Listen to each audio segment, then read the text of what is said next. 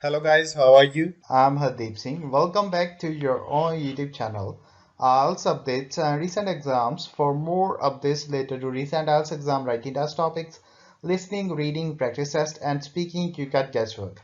Please guys participate in everyday listening and reading practice test to achieve your desired band score in your actual IELTS exam. Please hit the like and subscribe button. Press the bell icon for the upcoming notifications. Don't forget like, subscribe and share my YouTube channel and my Facebook page, IELTS updates and recent exams. Now turn to part 1. You will hear a woman talking on the telephone to a man about a car he is selling. First, you have some time to look at questions 1 to 4.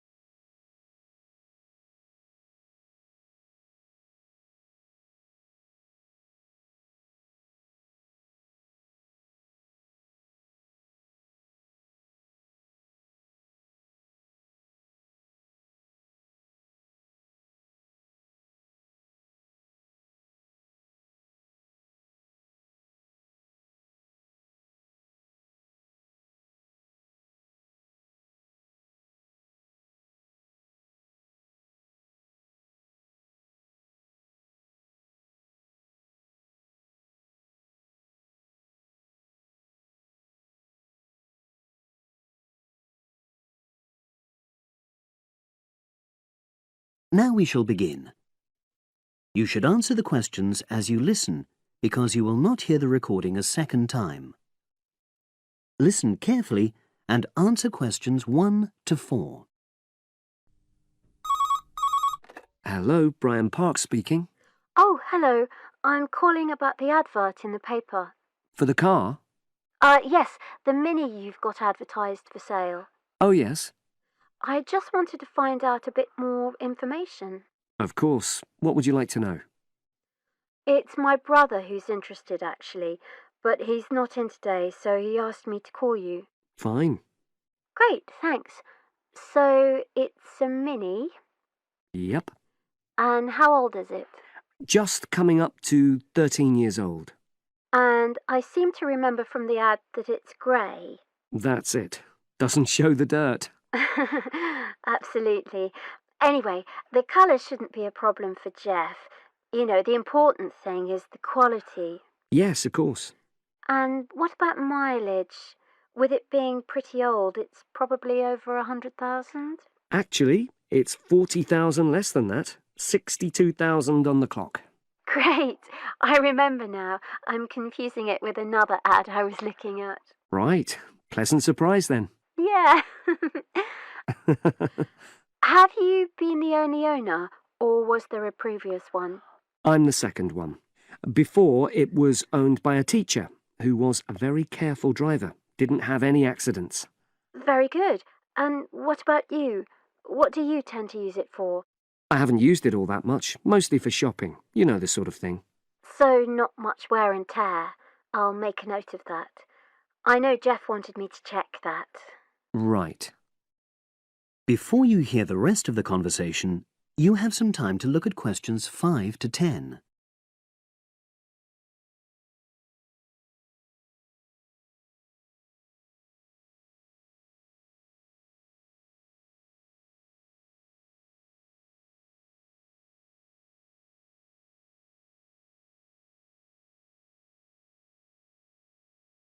Now listen and answer questions 5 to 10. Now, about the price, I see you've got it down as £1,250. I'm not sure Jeff will be able to come up with that amount. In the ad, I did say 1,250 or nearest offer. So would you be prepared to go down to 1,000? That's really too low, I'm afraid. 1,100? I might be able to go to that. OK, I'll make a note of that. What about tax? Is it due soon? Got another 5 months before it's due. Oh, that's a real plus, yes. I'll make a note of that. OK? Now, you say it's in good condition. For its age, I'd say yes, definitely. It's just been serviced and there were no major problems. Major. I'd be able to show you the service report. The only thing is, you'd have to get a new tyre in the near future. Though it's still OK, you know. It's certainly absolutely safe at the moment. OK, fair enough. Yes, I understand. And the garage also mentioned that one headlight could probably do with replacing. They think there's a fault there, you know, intermittent. Well, we'd obviously look at all the documents, but that sounds very straightforward. Of course. I've got all the service documents up to date, and you can look at those. Well, it all sounds pretty good, and I know my brother will be interested, so would it be possible for him to see the car? He's back from his trip tomorrow and away tonight, so how about tomorrow? Tomorrow? Wednesday? I'm afraid that's not possible. I'm out pretty much all day. Well, Thursday then? That'd be fine, yeah. In the morning? Yes, that'd suit me perfectly. Great. Now, you'll need my address. Oh, yes, of course. What is it? It's number 238, 238? London Road. Oh, that's easy enough. Yes, very straightforward. So I'll pass on these notes to Jeff, and he'll see you in a couple. That is the end of Part 1. You now have 1 minute to check your answers to Part 1.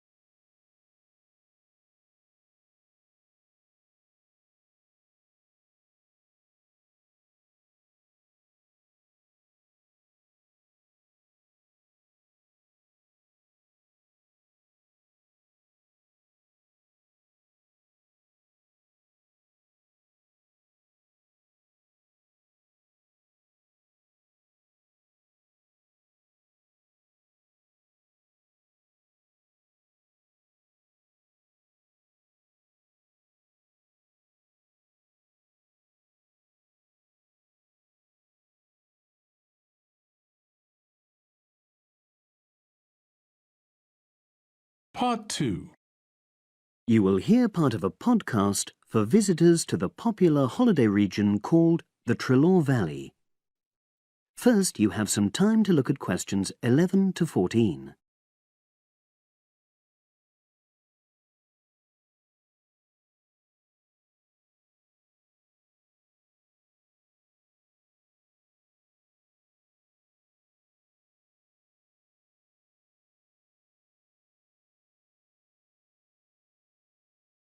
Now listen and answer questions 11 to 14.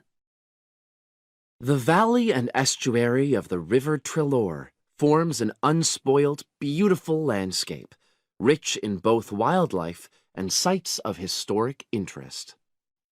There are many ways to explore the area, and public transport links are good. It is possible to leave your car behind and travel by boat, train, or bus, with just short walks in between stops.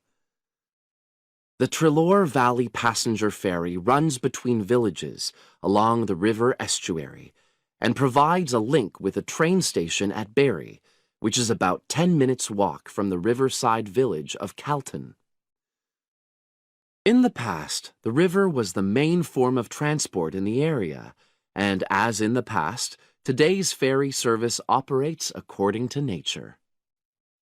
The river estuary is tidal, and so the ferry timetable differs from day to day, according to the times and height of the tide.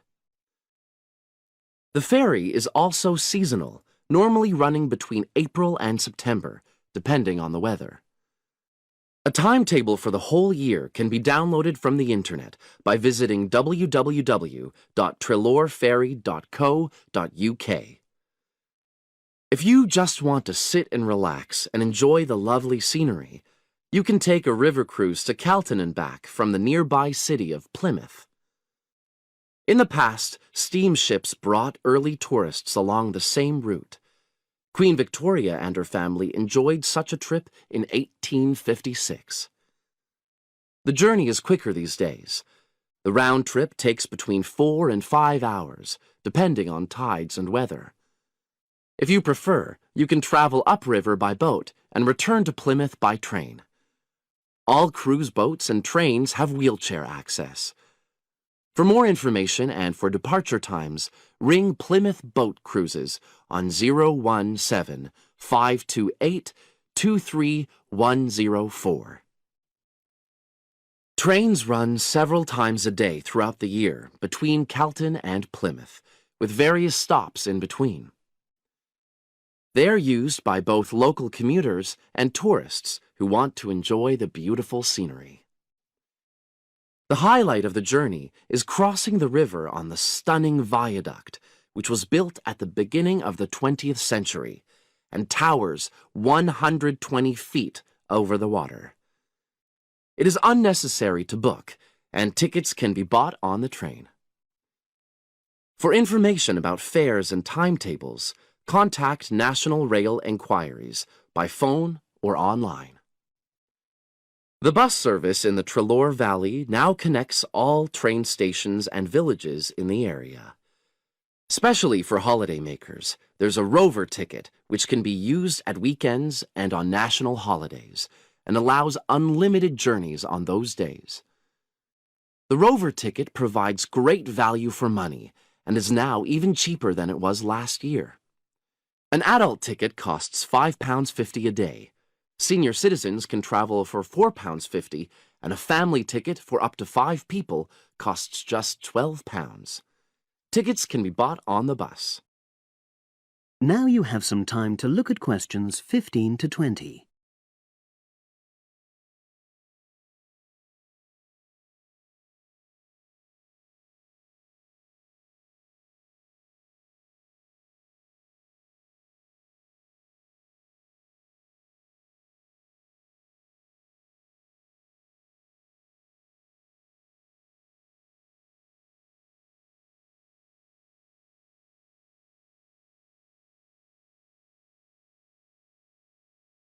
Now listen and answer questions 15 to 20. At the center of the Treloar Estuary area is the historic riverside village of Calton. The main road comes into the village from the south, and for those of you who are arriving by bus, it turns left just before the bridge and stops in the lay-by on the left-hand side. From there, it's just a short walk to Calton's various attractions. If you're arriving by car, you have to leave it in the main car park. Go over the bridge and take the first turning on the right. Then go on until you come to the end of that road. It's the only place to park in Calton, but there's no charge. If you're interested in local history, there's a museum in Calton with farming, fishing, and household implements from the late 19th century. As you come in from the south, cross the river and go straight on the same road until you reach the end. Also, on the subject of history, you can go and see the old mill, which has recently been renovated and put back into use. Turn left before you come to the bridge. Then go straight on and then take the first turning on the right. This leads straight there. If you're interested in arts and crafts, there's a potter's studio where you can watch the artist at work. After crossing the bridge, turn left, and it's the second building on the left. Finally, when you feel in need of refreshments, there's a cafe opposite the old boathouse and a picnic area near the mill. That is the end of part 2. You now have 30 seconds to check your answers to part 2.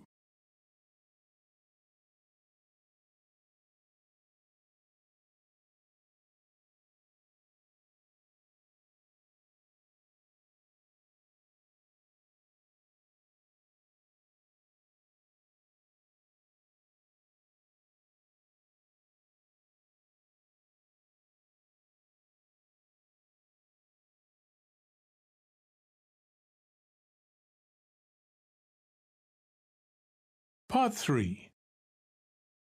You will hear two geography students talking. An older student, called Howard, is giving advice to a younger student, called Joanne, on writing her dissertation. First, you have some time to look at questions 21 to 24.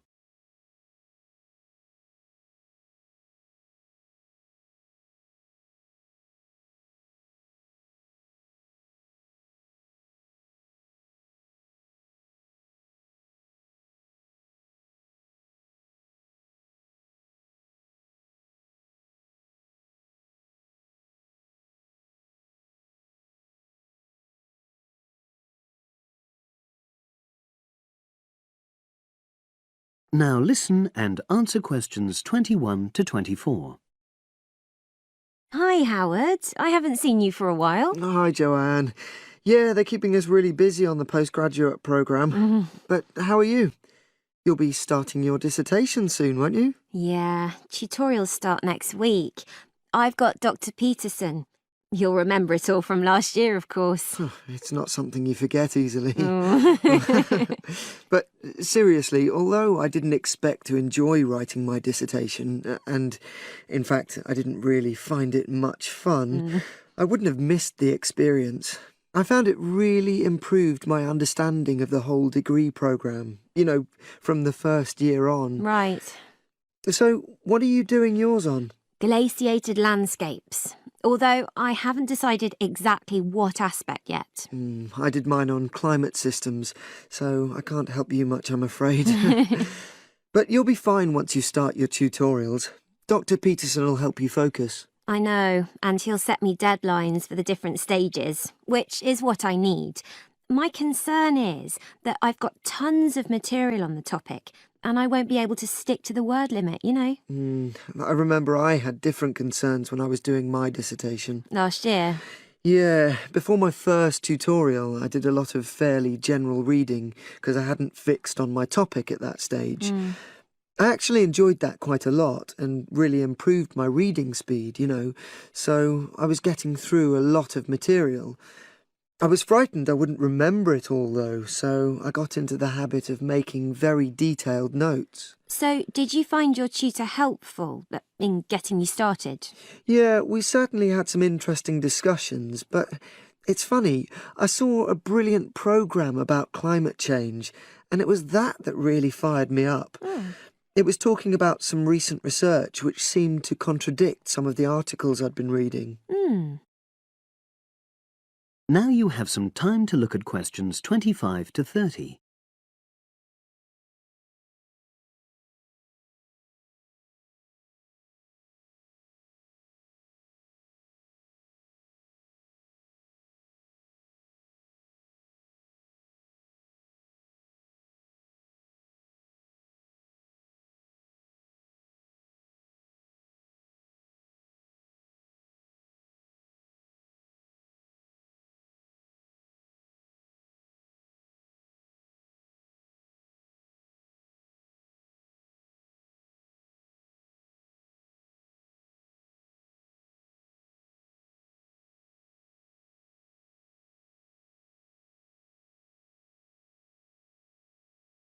Now listen and answer questions 25 to 30.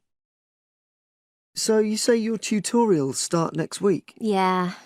Well, the first month's crucial. You've got to meet your tutor and decide on your focus, but don't become too dependent on him. You know, don't see him every week, only when you want to check something. Right. Once you've got the focus, you've got to get reading. It's helpful to look through the bibliographies for all the course modules relating to your topic, and get hold of any books you think you'll need. I haven't got much money. I mean, get the books from the library, far better.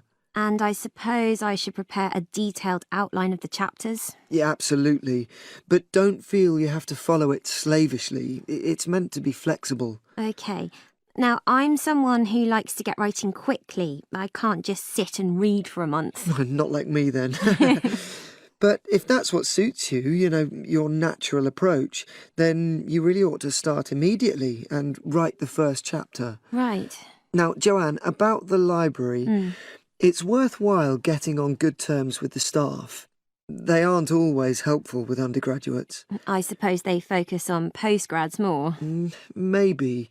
But show them you're serious about wanting to do good work. And what if I can't find what I need? Well, there's interlibrary loans. Borrowing books from other libraries, but I've heard it isn't all that reliable. You're right, but you probably won't need it anyway. Be positive. The library is likely to have most things you need. And during the dissertation writing period, you can take out 15 instead of the usual 10 books. Should I look at previous year's dissertations? You can do. But I won't know which are the good ones. The library only keeps the best, and the staff can advise you. Are they willing to do that? Oh, yeah. And I'm worried about getting journal articles from the electronic library. Well, have you tried to find any yet? No. Well, you should. It's really straightforward. That's obviously something I'll have to look into. Dr. Peterson will help. Yeah, I know I can go to him if I have any worries. Except he will be away in the second month. Ugh. It's the holidays. You should ask him what to do while he's away. Gosh, yeah. But I suppose I can get a lot of support from course mates. I know a couple of people who are thinking of doing the same topic as me. Take care. Collaboration can become dependency. I think you'd better see how that works out, what the people are like. You're probably right. About other reading, I suppose Dr. Peterson will recommend plenty of good articles to get me started. One thing I'd find out is what his attitude is to internet sources. Surely not in this day and age. I'd better get that sorted out right at the beginning. I would if I were you. And I've also got some questions about the research sections. How much time I should spend explaining the process? Well, I think that's up to you. You can see how it develops as you're writing. OK. It's the same with things like time management. That's something a tutor can't really help you with. I agree. So, is there anything else you need me to go over? That is the end of part 3. You now have 30 seconds to check your answers to part 3.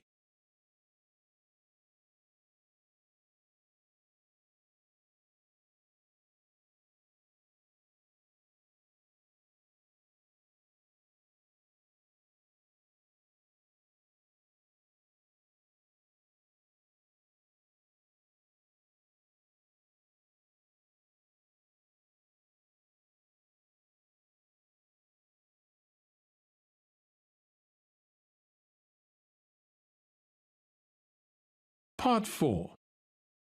You will hear a psychology undergraduate describing the research she is currently doing on expertise in creative writing.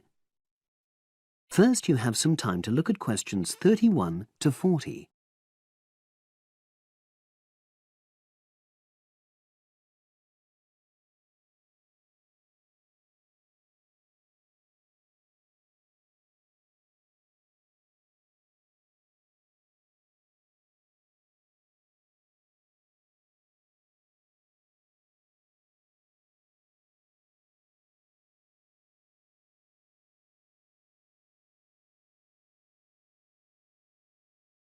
Now listen and answer questions 31 to 40.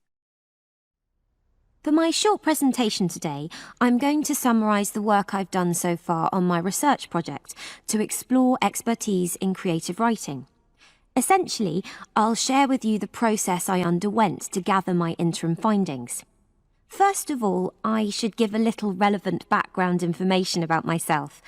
Before I started my current degree course in cognitive psychology, I studied English literature, and as you can imagine, this meant I spent a great deal of time thinking about the notion of creativity and what makes people develop into successful writers. However, the idea for this research project came from a very specific source. I became fascinated with the idea of what makes an expert creative writer when I read a well-known 20th century writer's autobiography. I won't say which one at this stage, because I think that might prejudice your interpretation. Anyway, this got me thinking about the different routes to expertise. Specifically, I wondered why some people become experts at things whilst others fail to do so, in spite of the fact that they may be equally gifted and work equally hard. I started to read about how other researchers had explored similar questions in other fields. I began to see a pattern that those studies which involved research in a lab were too controlled for my purposes, and I decided to avoid reading them. I was quite surprised to find that the clearest guidance for my topic came from investigations into what I call practical skills, such as hairdressing or waiting tables. Most of these studies tended to use a similar set of procedures, which I eventually adopted for my own project. I'll now explain what these procedures were. I decided to compare what inexperienced writers do with what experienced writers do. In order to investigate this, I looked for 4 people whom I regarded as real novices in this field, which proved easy, perhaps unsurprisingly. It proved much harder to locate people with suitably extensive experience who were willing to take part in my study. I asked the first 4 to do a set writing task and, as they wrote, to talk into a tape recorder, a technique known as think aloud. This was in order to get experimental data. Whilst they were doing this, a research assistant recorded them using video. I thought it might be helpful for me in my transcriptions later on. I then asked 4 experienced writers to do exactly the same task. After this, I made a comparison between the 2 sets of data, and this helped me to produce a framework for analysis. In particular, I identified 5 major stages which all creative writers seem to go through when generating this genre of text. I think it was fairly effective, but still needs some work, so I intend to tighten this up later for use with subsequent datasets. I then wanted to see whether experienced writers were actually producing the better pieces of writing. So I asked an editor, an expert in reviewing creative writing, to decide which were the best pieces of writing. This person put the 8 pieces of work in order of quality, in rank order, and using his evaluations, I was then able to work out which sequence of the 5 stages seemed to lead to the best quality writing. Now, my findings are by no means conclusive at this point. I still have a long way to go, but if any of you have any questions, I'd be happy to answer them and go. That is the end of part 4. You would now have 10 minutes to transfer your answers to the answer sheet. So guys, don't forget like, subscribe and share my YouTube channel and my Facebook page, IELTS updates and recent exams. For more updates related to recent IELTS exam writing test topics, listening, reading, practice test and speaking, you got guesswork. Please guys, participate in everyday new IELTS listening and reading practice tests to achieve your desired band score in your actual IELTS exam. For more IELTS material, visit my official website www.ieltsupdatesandrecentexams.com. The link is given below in the description. If you need PDF files of latest IELTS material, then please join my Telegram channel. So guys, please write your score below the comment section. Again, thanks for listening. God bless you all guys. Stay tuned, stay safe.